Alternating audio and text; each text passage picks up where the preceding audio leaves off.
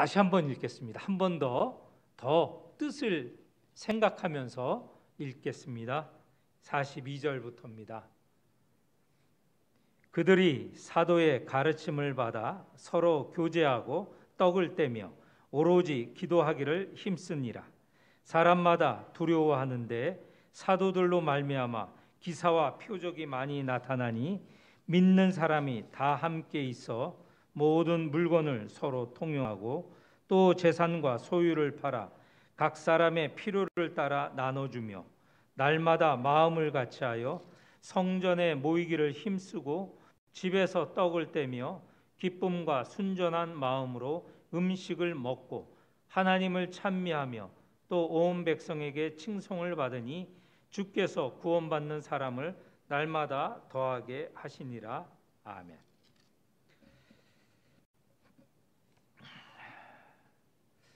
사도행전은 성령 행전이라고도 했습니다. 예수님께서 승천하실 때에 성령을 보내시겠다고 약속을 하셨습니다. 제자들 12제자만이 아니라 120명의 제자가 모여서 성령을 기다렸습니다. 오순절 날에 성령이 오셨죠. 그 성령으로 말미암아 교회가 세워지게 되었습니다. 그것이 지난 시간까지의 이야기죠. 성령의 감동을 받아 제자들이 방언을 하게 되었고, 그 방언이라는 것은 외국어라는 뜻입니다. 방언을 하게 되었고, 그 방언하는 설교의 내용은 무엇이냐? 예수 그리스도에 관한 복음입니다.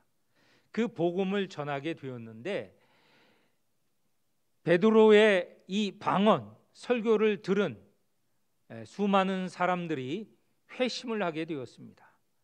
마음이 찔려서 어떻게 하여야 우리가 이 잘못에서, 다시 말해서 구원자이신 예수, 그분을 죽인 일에서 돌이킬 수 있을까? 그랬을 때 회개하고 세례를 받고 죄 사함을 받아서 받으라. 그리하면 성령을 선물로 받을 것이다. 그래서 그날 설교를 듣고 회심한 그날 3,000명이나 되는 사람이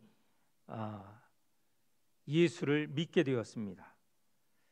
그렇게 하여 성립된 것이 교회죠. 이 처음 교회입니다. 초대교회라고 하고요, 누구는 처음 시작되었다 해서 원시교회라고도 합니다. 원래 처음 시작된 교회다 이래서 원시교회, 또는 초대교회, 처음 시작된 교회다. 순전한 우리말로는 처음 교회죠. 처음 교회는 사실 교회들의 모범입니다. 교회들이 따라가야 될 모습이죠. 초대교회의 모습을 잘 아는 것이 우리 교회가 어떤 교회를 향하여야 될 건가를 깨달을 수 있는 것입니다. 생각해 보십시오. 성령께서 처음 만드신, 세우신 교회, 그 교회의 모습이 이후에 모든 교회가 본받아야 될 교회의 모습이다라는 것이죠.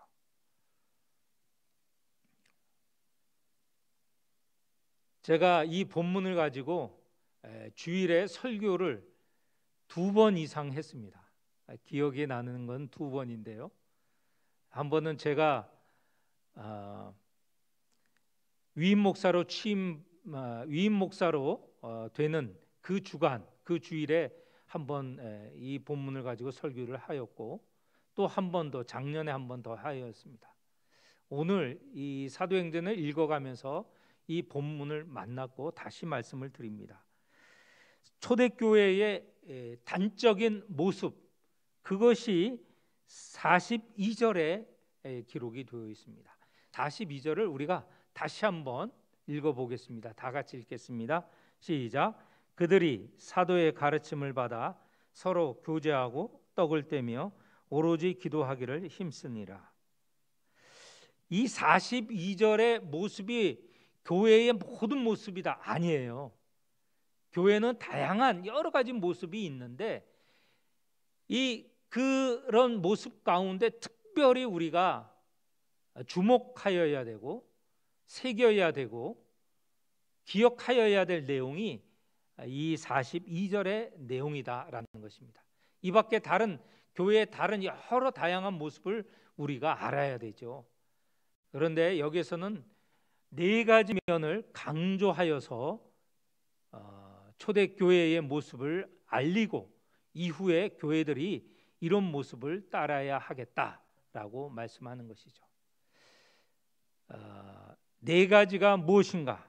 첫째, 사도의 가르침을 배웠다라는 것이죠. 초대교회는 사도의 가르침을 배웠습니다.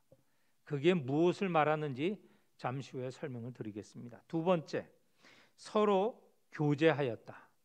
이 교제는 다른 말로 친교라는 말로도 사용할 수 있습니다. 서로 교제하였다. 세 번째는 떡을 떼었다. 이거는 성찬을 말합니다. 성찬. 물론 식사를 포함한 것이지만 주로 식사 가운데서도 성찬을 말함입니다. 세 번째는 기도입니다. 이 네 가지 면이 초대교회의 다양한 면 중에서도 우리가 주목하여야 되고 또 우리 교회가 따라야 될 부분이다. 이 네 가지 면을 우리 영광교회도 갖고 있느냐, 이런 모습을 띠고 있느냐, 그렇게 되면 좋은 교회이죠. 초대교회의 모습을 따라가는 것이죠.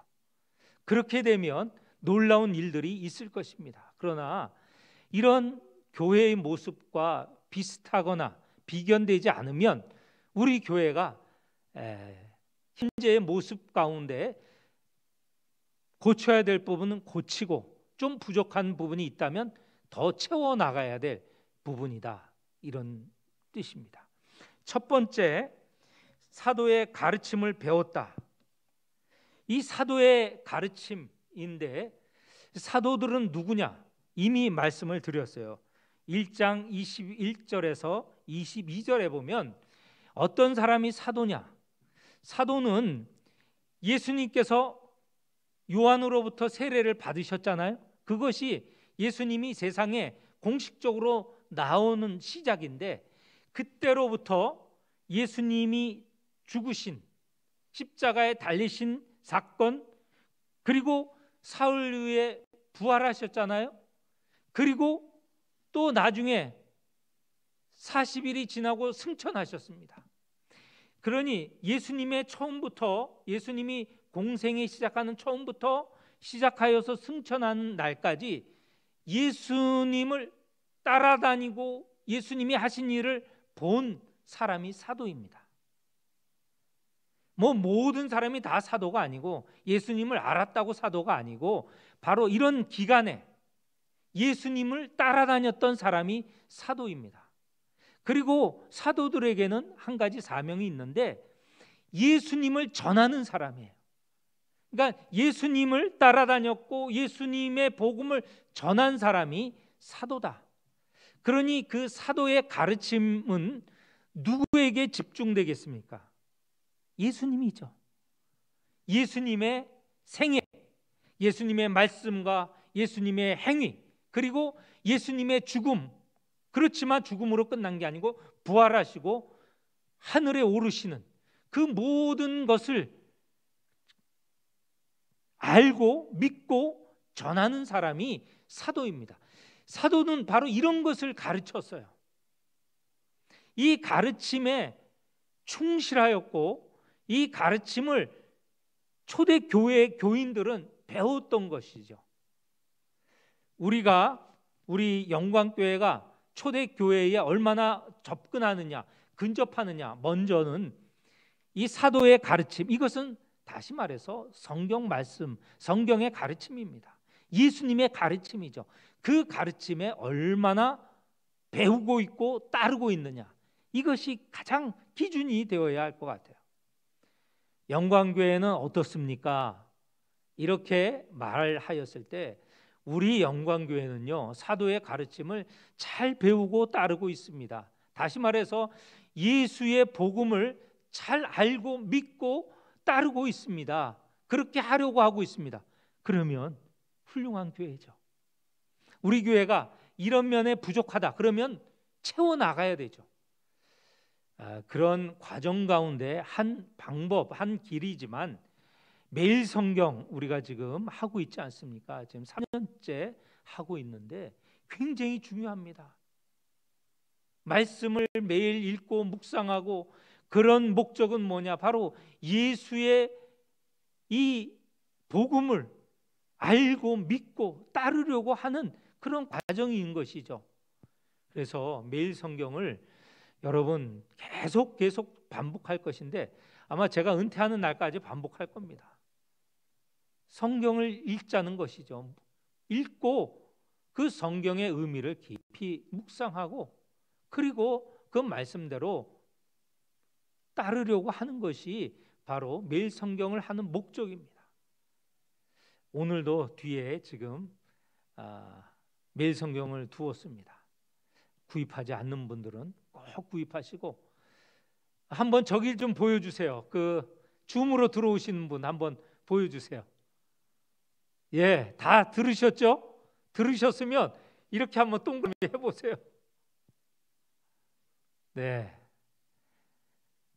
지금 비디오를 열어놓은 분이 한 분뿐이 안 계신 것 같아서 두 분.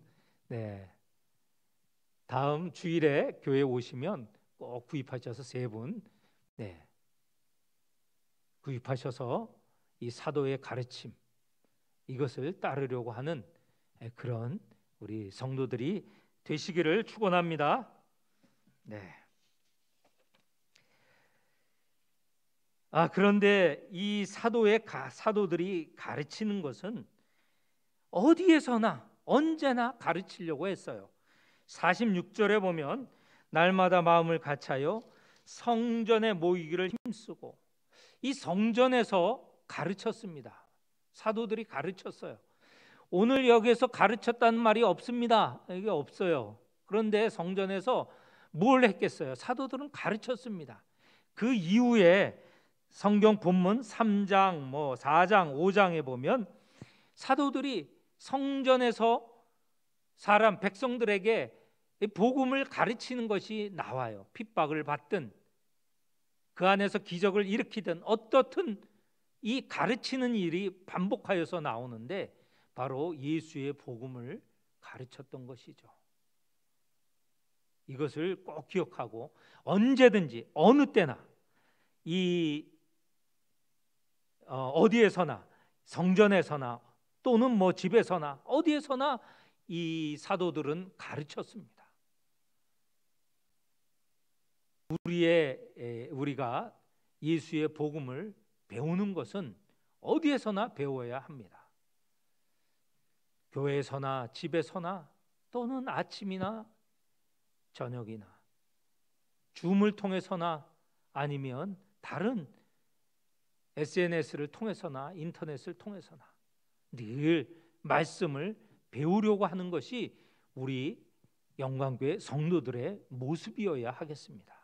우리 교회의 모습이어야 하겠습니다. 매일 성경뿐만 아니라 주보에 보면 산상수훈, 마태복음 5장에서 7장을 공부하는 8주 동안 공부하는 모임도 있고요. 성경을 깊이 상고하는 모임입니다. 그리고 제자가 되려면 어떤 모습을 우리가 배워야 되고 실천해야 되는가, 그것도 8주에 걸쳐서 합니다. 여러분 신청하시고 우리가 다 함께 이 배우는 일에 힘쓰는 그런 교회가 되어야 하겠습니다. 자, 첫째는 사도들의 가르침을 배워야 한다는 것이고, 두 번째는 교제입니다. 교제는 친교라고 말을 했죠. 같은 말입니다.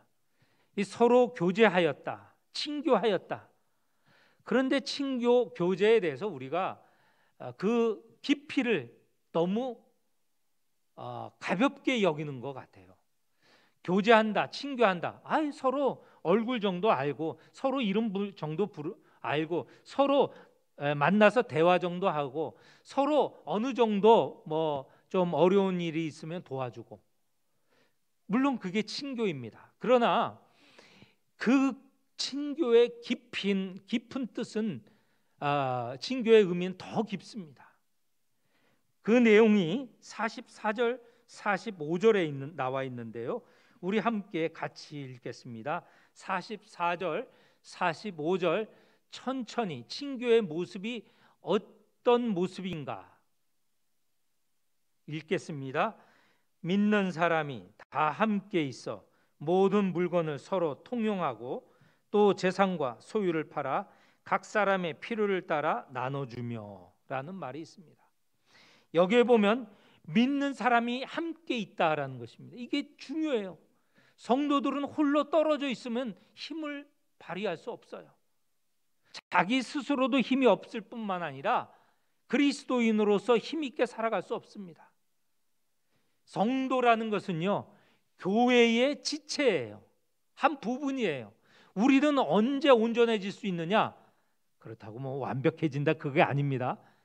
성도가 성도로서 그 모습이 제대로 드러나는 것은 교회로 모여 있을 때에 제대로 드러난다는 거예요. 우리는 지체로서 한 몸, 교회를 이루는 것이죠. 함께 있어야 됩니다.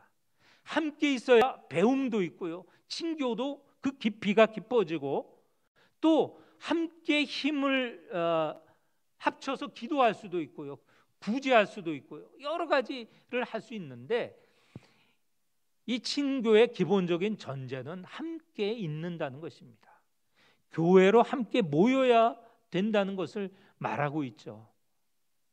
이렇게 함께 있는 성도들이 어떤 모습을 갖고 있느냐? 모든 물건을 서로 통용하여다.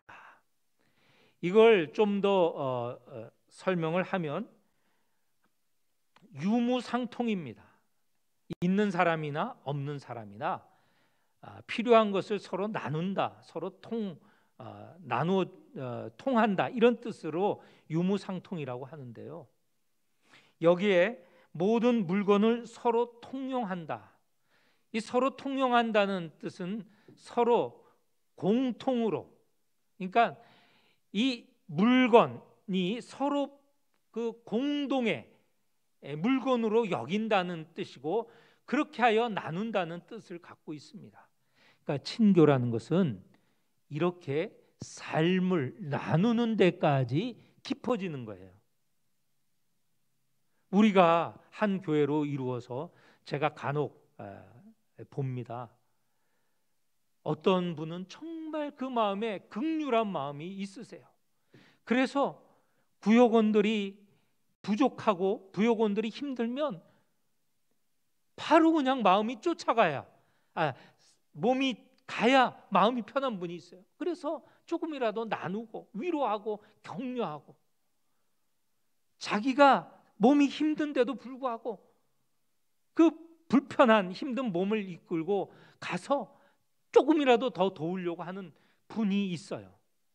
뭐 제 눈에 한두 분만 그렇게 보이겠습니까? 여러분들이 그렇게 하고 있어요.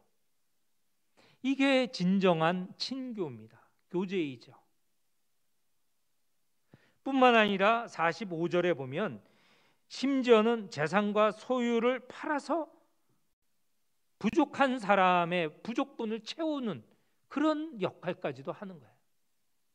근데 이것은 사도들이 이렇게 해야만 된다, 이렇게 안 하면 잘못된 것이다, 이렇게 말하지 않았어요. 다시 말해서 명령으로 하지 않았고요, 또 그렇기 때문에 이 성도들이 의무감에 한 것이 아닙니다. 이것은 성령의 능력, 성령이 주시는 힘으로 한 것이죠. 성령이 그 안에 있기 때문에 감당할 수 있었던 모습이 친교입니다. 우리가 잘 아는 갈라디아서 5장 22절 23절, 오직 성령의 열매는 사랑과 희락과 화평과 오래 참음과 자비와 양성과 충성과 온유와 절제니 이 같은 것을 금지할 법이 없다 했을 때, 여기에 보면 사랑이라든가 자비, 이런 것들은 다 성령께서 주시는, 성령이 임재했기 때문에, 성령이 충만하기 때문에 이루어지는 드러나는 결과예요. 초대교회의 성도들에게 이런 것이 성령이 있었기 때문에, 성령의 인도를 받았기 때문에, 성령이 감동하게 하시기 때문에 그들은 이런 친교를 할 수 있었습니다. 성도들과 함께 있고, 그리고 서로 나누고, 심지어는 자기가 가지고 있는 것도 내놓고 나눌 수 있었던 것이 바로 초대교회의 친교다. 우리 교회에서도 이렇게 하고 있는가? 우리 자신을, 우리 교회가 한번 평가를 해보아야 할 것 같습니다. 우리 교회 안에 이런 일들이 여기저기에 일어나면 우리는 초대교회에 가까운 것이죠. 모범적인 교회에 가까운 것이죠. 다시 말해서 하나님이 원하시는 교회에 가깝다라는 것입니다. 세 번째는 떡을 떼며 라는 것입니다. 떡을 뗀다는 것, 이거는 식사를 같이 한다는 것입니다. 그런데 식사를 같이 하는 것 가운데서도 특별히 성찬, 주님의 몸과 주님의 피를 나누는 성찬을 하였다는 것입니다. 초대교회는 성찬을 자주 하였죠.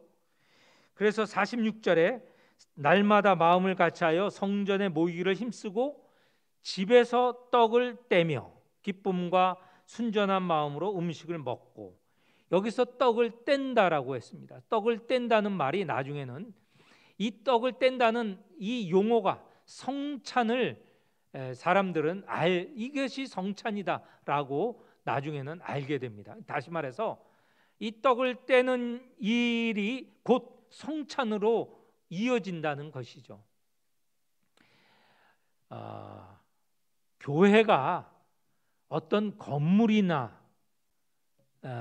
어떤 이 물질적인 것이 아니라는 것을 여기서 말하고 있어요. 초대교회가 어디에서 모였느냐? 초대교회에 무슨 처음 교회가 시작할 때 무슨 교회 건물이 있었겠습니까? 오순절 베드로의 설교를 통하여 3,000명이 회심을 하고 교회를 이루게 됐는데, 그 3,000명이 모이는 무슨 큰 회당이나 무슨 건물이 있었던 건 아니죠. 그들은 어디에서 모였느냐? 아직은 그 당시에 예루살렘 성전이 있었습니다.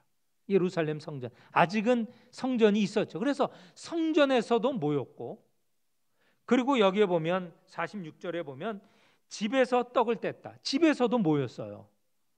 그러니까 어느 장소가 교회가 아니고 믿는 이들이 모이는 그 모임이 교회라는 것을 알 수 있습니다. 그러니 교회는, 초대교회는 여기저기에서 모였던 거예요. 이 집에서 모였고 저 집에서도 모였고. 그래서 사도행전을 쭉 읽어보면 보통 교회는 어디를 가르치느냐? 어느 집에서 모인 그 모임, 믿는 이의 모임을 교회라고 말하고 있어요. 그러니까 교회의 시작은 사실은 3,000명이 모였지만 그 모이는 사람들이 어디에서 모였냐? 가정에서 모였어요. 가정에서. 그래서 가정교회가 초대교회의 시작이에요. 초대교회의 모습이에요.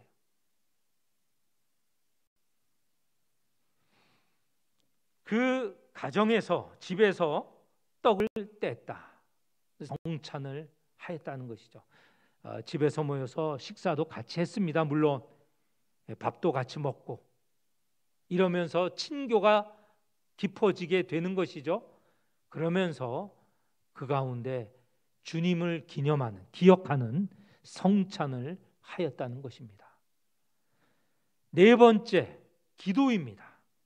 42절 다시 돌아가면 기도에 힘썼다. 여기서 힘썼다는 것이 오로지 기도에 힘썼다라고 우리말 번역은 있지만 사실은 이 네 가지에 다 힘썼다라고 하는 겁니다. 오로지는 기도에만 붙어 있는데 그게 아니고요. 그 모든 것이 힘쓰는, 그 모든 것은 다 네 가지에 다 힘썼다고 헬라어는 그렇게 언급하고 있습니다. 다시 말해서 사도의 가르침을 배우려고 힘썼고요. 그리고 친교에 힘썼고요. 그리고 떡을 떼는 일에 힘썼고, 마지막에 네 번째 기도에 힘썼다라는 것입니다. 기도는 어디서 배웠겠습니까? 예수님에게서 배웠죠. 예수님은 기도의 사람입니다.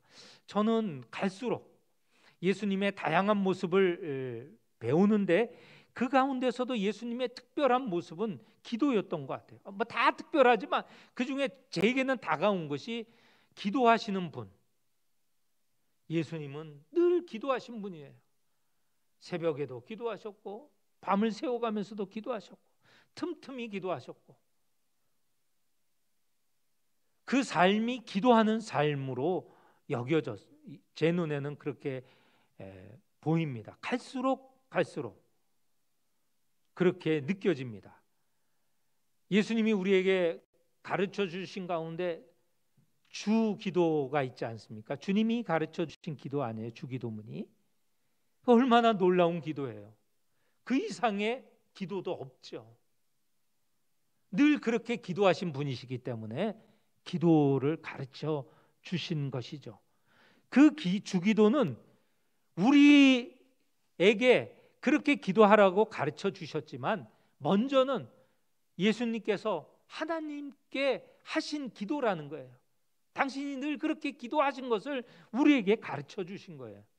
거기에서 가장 주목할 것은 하나님을 아버지로 고백하는 겁니다. 하늘에 계신 우리 아버지, 우리 아버지. 오늘 이 시간에 우리 여기에 모인 분들, 또 줌이나 여러 SNS로 참석하시는 분들, 하나님을 아버지로 그렇게 부르시고 있는가? 내가 기도할 때, 아니 일상적으로 하나님 아버지, 아버지, 그렇게 하나님을 부르고 있는가? 하나님을 아버지로 부를 때 우리에게 다정하게 찾아오시는 분, 우리의 상황을 사사시 아시는 분, 우리에게 정말 해주기를 원하시는 분, 우리가 선한 길로 가기를 원하시는 분, 우리가 정말 당신에게 찾아오고 요청하고 그런 것을 원하시는 분, 그렇게 믿고 그렇게 느끼고 알고 계시는가? 초대교회 성도들은 바로 기도하시는 예수님에게서 기도를 배운 것이죠. 그래서 그들도 틈나면 기도를 했습니다. 우리가 지금까지 2장 47절까지 읽어왔는데 그 앞에 그들이 온전히 기도에 힘썼다라는 말도 있지 않습니까? 성령을 받기 전에 그들은 모여서 기도에 힘썼다고 했습니다. 그리고 12사도 가운데 한 사도가 비었죠. 가룟 유다가 예수님을 배반하고 스스로 목숨을 끊지 않았습니까? 그 빈자리를 위해서 그들은 기도하고 기도했습니다. 그리고 나중에 우리가 잘 알지만 안디옥 교회가 세워지고요. 안디옥 교회가 선교의 중심지였거든요. 바울 사도가 선교를 시작한 곳이 안디옥 교회입니다. 1차, 2차 여행 선교를 할 때 파송한 데가 안디옥 교회죠. 이 안디옥 교회가 선교사를 파송할 때에도 한 것이 기도입니다. 그리고 이 지금 예루살렘에서 사도들이 갇히게 되거든요. 옥에 갇힙니다.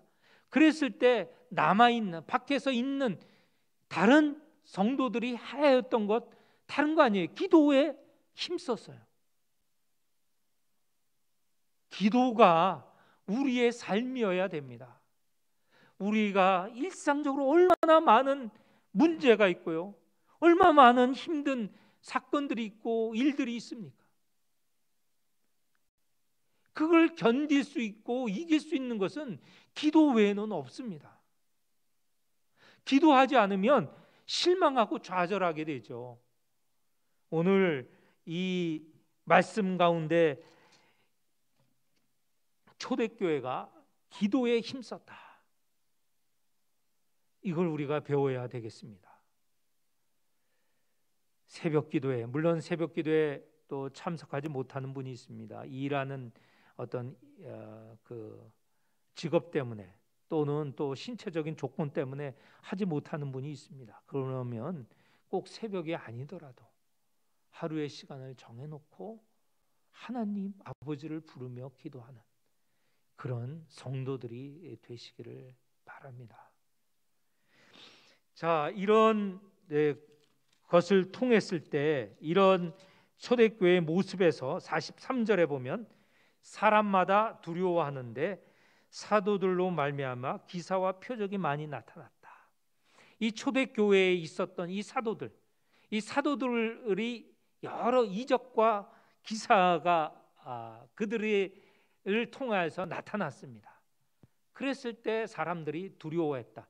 두려워했다는 것은 이미 잘 아시지만 경외하였다라는 뜻입니다. 경외한다는 것은 좋은 말이죠. 그걸 존경하고 높이고 동시에 가볍게 여기지 않고 마음에 무겁게 여기는 걸 바로 두려워한다, 경외한다는 것 아닙니까?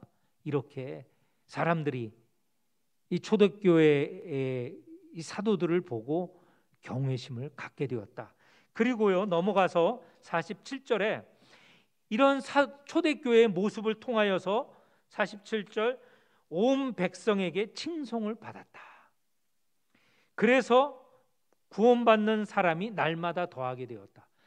선교, 전도와 선교의 가장 중심적인 먼저 해야 될 일은, 선교가 이루어지고 전도가 이루어지는 일은 그 무엇보다도 교회가 될 때, 교회가 진정한 그 교회의 됨을 이룰 때 전도와 선교는요 따라온다는 것이에요.